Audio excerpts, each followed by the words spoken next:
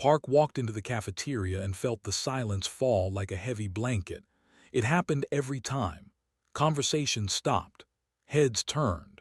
Eyes watched her move across the room. She kept her face calm and her steps steady, but inside her heart beat a little faster. She was used to it now. 3 months on Harmony's rest station, and she had learned to expect the stares. Humans were new to the galaxy. They had only joined the Galactic Union 10 years ago, and most species still did not know what to think of them. What they did know made them afraid. Humans came from Earth, a planet with crushing gravity, extreme weather, and predators in every corner. Humans had survived by being tougher, meaner, and more stubborn than everything that tried to kill them. To the soft-skinned, gentle species of the Union, humans were monsters wearing friendly faces. Picked up her tray and moved to her usual table in the far corner. She sat with her back to the wall, facing the room. An old habit, a human habit, always know where the exits are, always see who is coming. The cafeteria slowly returned to normal. Voices rose again. Aliens went back to their meals, but noticed that no one sat within 3 tables of her. There was an invisible circle around her that no one would cross. She ate alone as always. The food was strange but acceptable. Some kind of protein paste that tasted like nothing, and a vegetable that might have been purple cabbage if purple cabbage came from a planet with 2 suns. Ate without really tasting it. She was thinking about the repair job waiting for her in the engineering bay. A coolant line had cracked on Deck 7. Simple work. Quiet work. The kind of work where no one looked at her like she might bite. Movement caught her eye across the room. A family had entered the cafeteria, watched them with careful interest. They were one of the more common species on the station. They looked something like the cats of Earth, but walking upright on 2 legs. They had soft fur in shades of gold and cream, large ears that swiveled to catch sounds, and big round eyes that seemed to hold all the warmth in the universe. They were known throughout the galaxy for 2 things. First, they were gentle. They hated conflict and preferred to solve problems with words and patience. Second, they were fierce when it came to their young. Cubs were considered sacred. To threaten a cub was to invite the wrath of an entire species. This family had 3 cubs. The mother was tall and elegant, her fur a pale gold that seemed to glow under the cafeteria lights.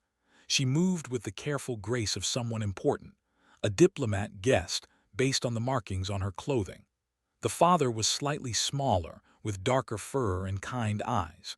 He carried a bag over one shoulder that bulged with what looked like toys and snacks, the look of a parent prepared for anything.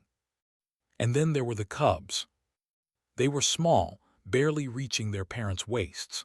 Their fur was fluffy and wild, sticking up in all directions despite what must have been many attempts to smooth it down. They bounced and wiggled and tugged at their parents' hands, full of energy that had no place to go. Felt something twist in her chest, something soft and old and very human.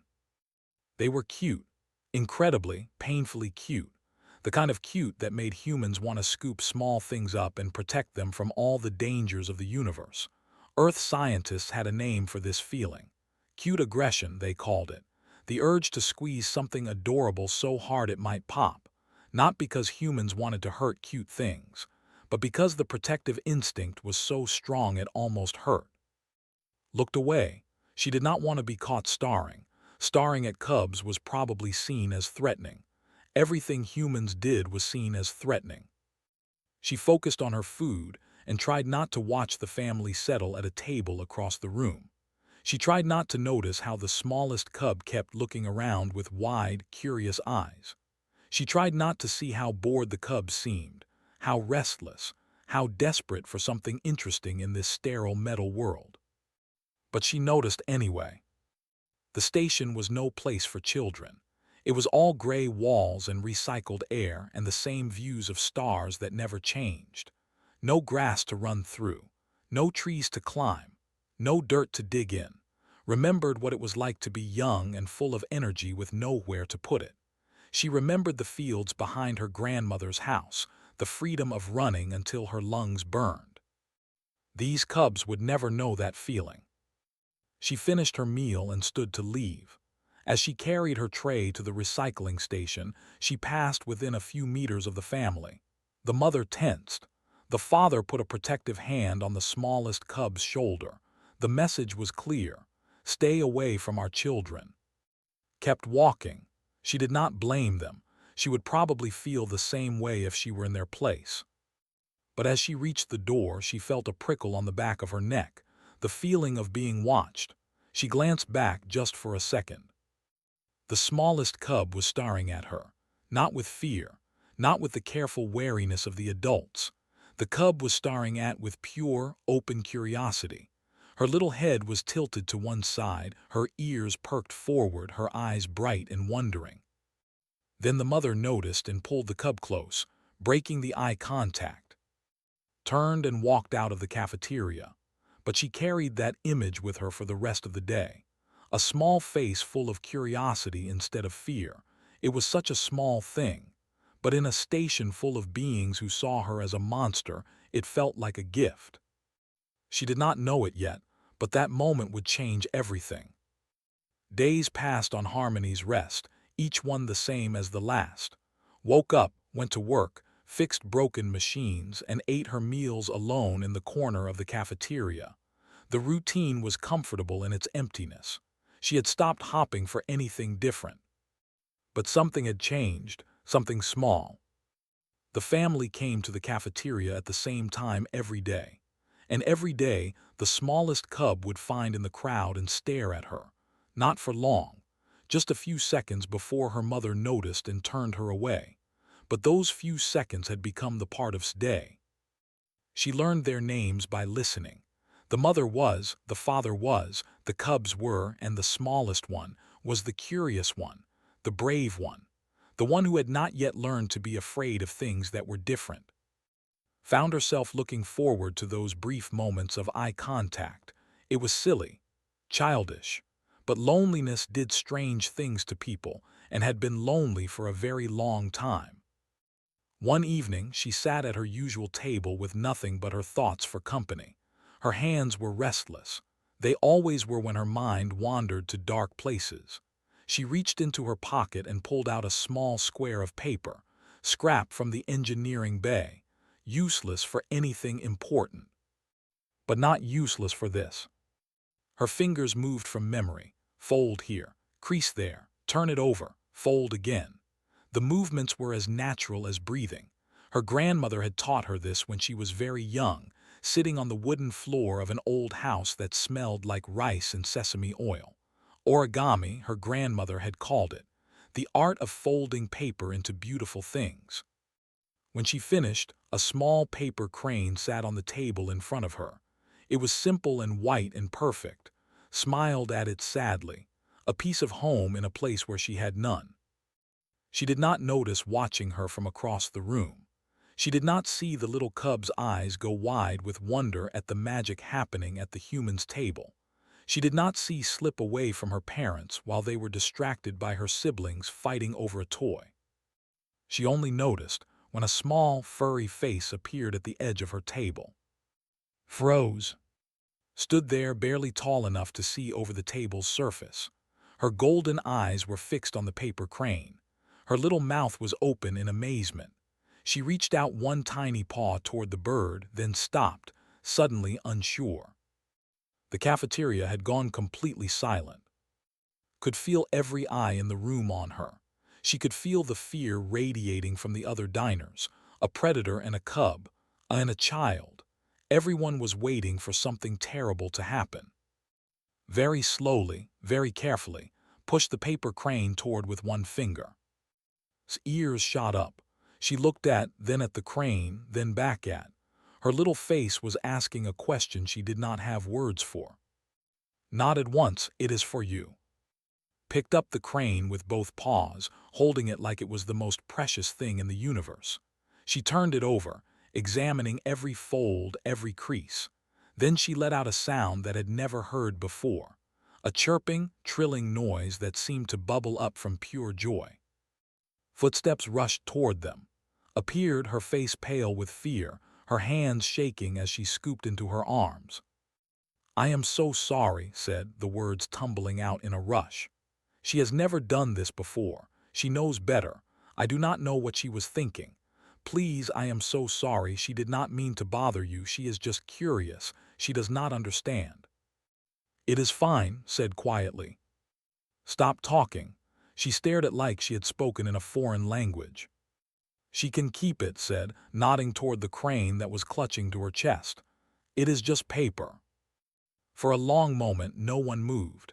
The cafeteria was still holding its breath, looked at with an expression that was hard to read. Confusion, maybe, or the beginning of something else. Something that might have been the first crack in a wall built from fear. "Thank you," finally said. Her voice was barely above a whisper. Then she turned and carried back to their table. Was standing there, his arms around the other two cubs, his face tight with worry that was slowly turning to relief. He looked at Over's shoulder. He did not smile, but he gave her a small nod, an acknowledgement, a thank you of his own. The cafeteria slowly returned to normal, but something had shifted. The stares that followed were different now. Still wary, still cautious, but with a new note of uncertainty. As if the other diners were not quite sure what they had just witnessed. Finished her meal and left without looking back. But as she walked to her quarters, she felt lighter than she had in months. She had given away a paper crane and received something far more valuable in return. A moment of connection. A reminder that not everyone saw her as a monster. And somewhere behind her, in the crowded cafeteria, a small cub was showing her family a paper bird and chattering about the quiet human with no fur who could make magic with her hands. The story of the paper crane spread through the community like fire through dry grass. A human had given a gift to a cub. A human had been gentle. A human had smiled instead of snarled, offered instead of threatened. It did not fit the stories they had been told. Would not stop talking about it. She carried the paper crane everywhere, showing it to anyone who would look. She called the quiet one with no fur and asked her parents every day if they could see her again. Her brother and her sister grew curious too. They wanted to meet the strange creature who could turn paper into birds. Was not sure what to think. Everything she knew about humans said they were dangerous. Their bodies were weapons. Their instincts were those of hunters. But the human in the cafeteria had looked at her daughter with such softness. There had been no threat in those eyes, only something that looked almost like longing. Was the one who decided to act. He found in the engineering bay during her shift. She was elbow-deep in a broken machine, her face smeared with grease, her hair tied back in a messy knot. She looked up when she heard footsteps and went very still when she saw who it was. "I am not here to cause trouble," said quickly, holding up his hands. "I only want to talk." Slowly pulled her arms out of the machine and wiped her hands on a rag. "Okay," she said. "Talk." Found himself at a loss for words. He had planned what to say on the way here, but now, standing in front of the human, all his careful speeches had fled. She was shorter than he expected. Her skin was smooth and strange, without fur to show her emotions. But her eyes were watchful and tired, like someone who had been carrying a heavy weight for too long. "I wanted to thank you," he finally said, "for what you did with the paper bird. You did not have to be kind to her." Shrugged, "She is a child. Children should have nice things." "That is not how most species see it," said carefully. "Most species do not give gifts to children who are not their own, especially not to children of a species they have just met. Humans are different. So I am learning." They stood in awkward silence for a moment, went back to her work, but she did not tell to leave. He took this as permission to stay. "May I ask you something?" he said. "You can ask, I might not answer." "Why did you do it? The real reason, not the polite one." His hands paused on the machine. She was quiet for so long that thought she would not answer at all. Then she spoke, her voice soft. "On Earth we have something called cute aggression. When we see something small and helpless and adorable, we feel this overwhelming urge to protect it. It is almost painful. We want to hold it and keep it safe from everything bad in the universe. She looked up at, "Your daughter is very cute. I could not help myself." Stared at her. This was not what he had expected. You wanted to protect her. Every instinct I have screamed at me to protect her. That is what humans are. We are predators, yes, but we are also protectors. We bond with things. We adopt things.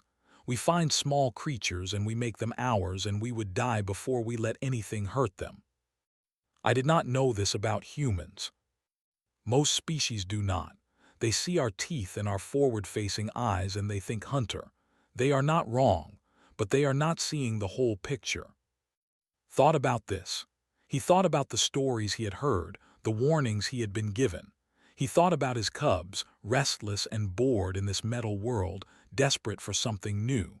He thought about the look on his face when she held that paper crane. "Would you like to have dinner with my family?" he asked.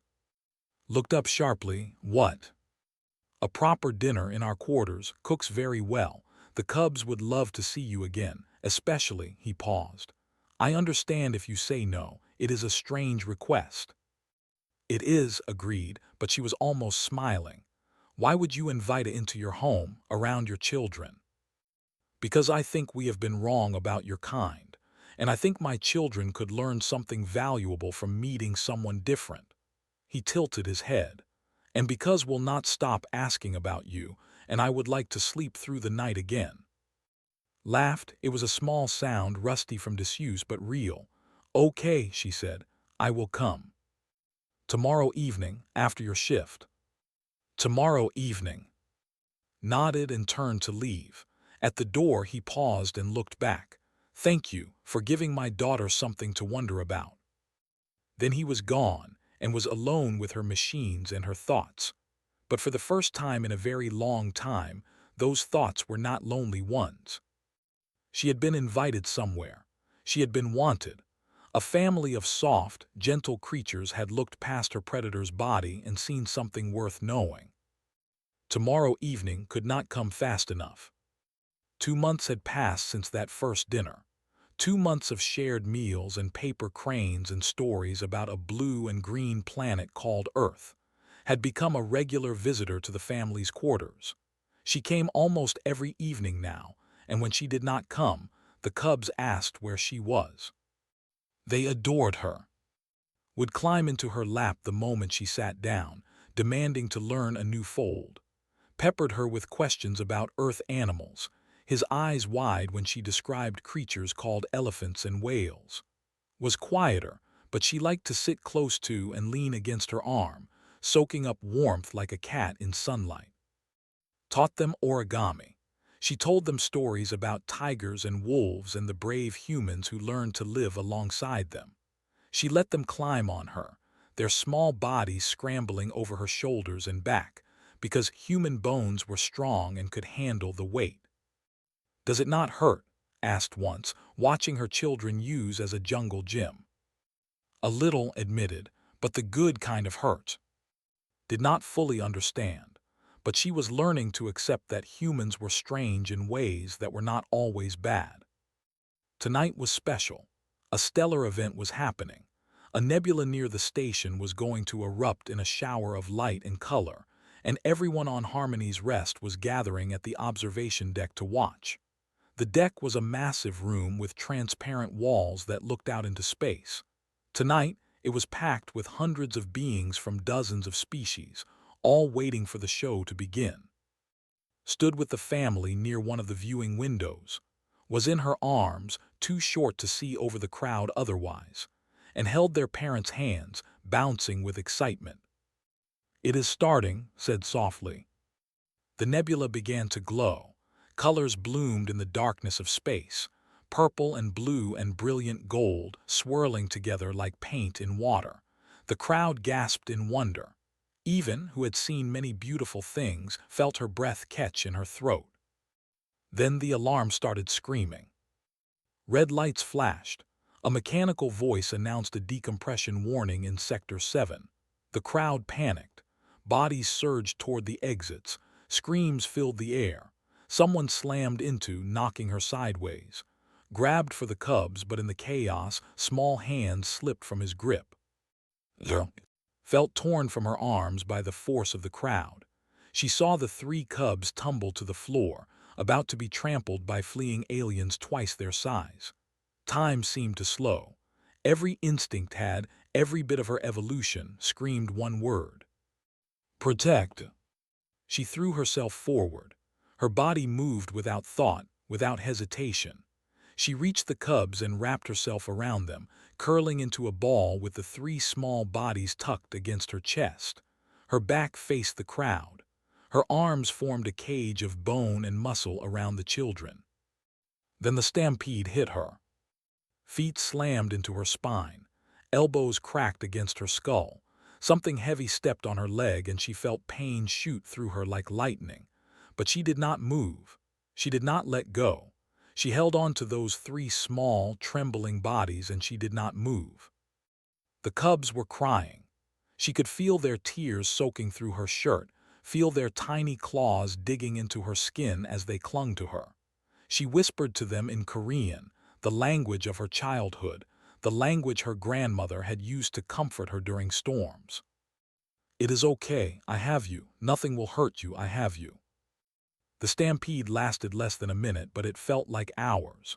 When it finally stopped, when station security announced that the alarm was false and everything was safe, did not immediately uncurl. She waited until she was sure, until the screaming had stopped and the running feet had gone. Then strong hands were pulling her up, and face was in front of her, wet with tears. The cubs started. They are fine, his voice broke. They are fine because of you. Look down. The 3 cubs were still clinging to her, their faces buried in her chest. They were shaking, but they were whole, not a scratch on them. On the other hand was a mess. Blood ran down her face from a cut on her forehead. Her back felt like one giant bruise. Her leg throbbed where something had stepped on it. She tried to stand properly and nearly fell. Caught her, medical bay, now. I am fine. You are not fine, you are bleeding. His voice was fierce, but his eyes were soft. You saved my children. Let me at least make sure you survive to see them grow up. Later, in the medical bay, while a doctor patched up her wounds, learned that news of what she had done was spreading across the station. A human had shielded cubs with her own body, had taken a beating that would have killed the children and walked away from it. The narrative was changing. Slowly, one story at a time, the galaxy was learning something new about humans. They were not just predators, they were protectors too. 3 months had passed since the incident on the observation deck. The bruises had faded. The cuts had healed, but everything else had changed forever. Walked into the cafeteria and no one went silent. A few heads turned, but not with fear. Some beings even nodded at her as she passed. A group of children waved from across the room, and she waved back without thinking. This was her life now, still strange, still foreign, but no longer lonely. She got her tray and headed for her usual corner table. But before she could sit down, 3 small bodies slammed into her legs with enough force to nearly knock her over. You came, and clung to her like she might disappear if they let go. Their fur was messy and their eyes were bright with excitement. Behind them and approached at a more dignified pace, but they were smiling too. We have been waiting forever, complained. You said you would teach us the dragon today. The dragon is hard, said, letting the cubs drag her toward the family's table. You need to learn the fish first. We already know the fish, and the bird and the frog. Then I suppose you are ready. She sat down at the table, and immediately all 3 cubs climbed up to join her. Not on the chairs, on the table itself, surrounding her like satellites around a planet. Settled directly in front of her, paper already in hand, and pressed against her sides, watching her fingers like they held the secrets of the universe.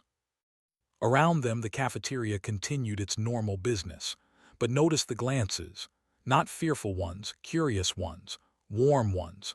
A few months ago, this scene would have caused panic. A human surrounded by cubs, a predator with its prey.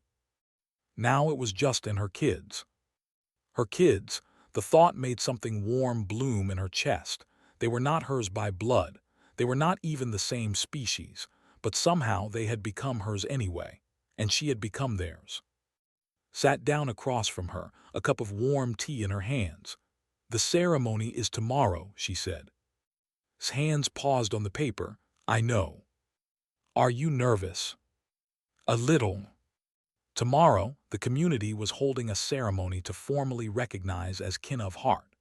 It was an old tradition, usually reserved for those who had proven themselves through extraordinary acts of loyalty or sacrifice.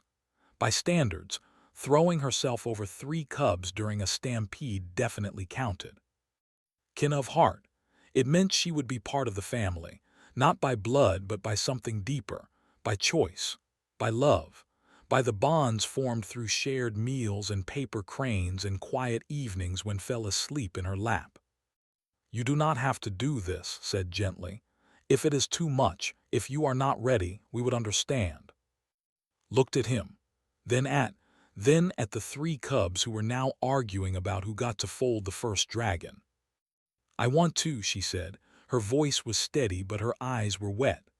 "I want to be part of your family. I want—" She stopped, struggling to find the words. "I have been alone for a long time. I forgot what it felt like to belong somewhere." Reached across the table and took's hand. Her fur was soft and warm against bare skin. "You belong here now," she said simply. "You belong with us." The tears came then, could not stop them. She had not cried since leaving Earth, had not allowed herself to feel that much. But now, surrounded by this strange, wonderful family, all those locked-away emotions came flooding out. Noticed first, her little face crumpled with concern. "Why are you leaking?" Laughed through her tears. "Humans do this when we feel too much. Happy feelings and sad feelings all mixed together." "Are you happy or sad?" "Happy, very, very happy." Considered this. Then she climbed into his lap, paper dragon forgotten, and wrapped her small arms around his neck. "I am happy too," she said. "I am happy you are staying with us forever." And piled on as well, until was buried under a mountain of fluffy cubs. She held them close and breathed in their warm, alien scent and let herself feel something she had not felt in years. Home, this was home now. Later, after the tears had dried and the dragons had been folded, after the family had eaten together and laughed together and argued about whose dragon was best, sat back and looked around the cafeteria. The room was full of beings from 100 different worlds, creatures with scales and feathers and tentacles, species she had never imagined existed. And somewhere in this strange, vast universe, she had found her place. Tugged at her sleeve. "What are you looking at?" "Nothing," said, smiling down at her. "Everything." The cafeteria stilled for just a moment when the cubs climbed onto the human's table, but only because everyone wanted to see what she would teach them next.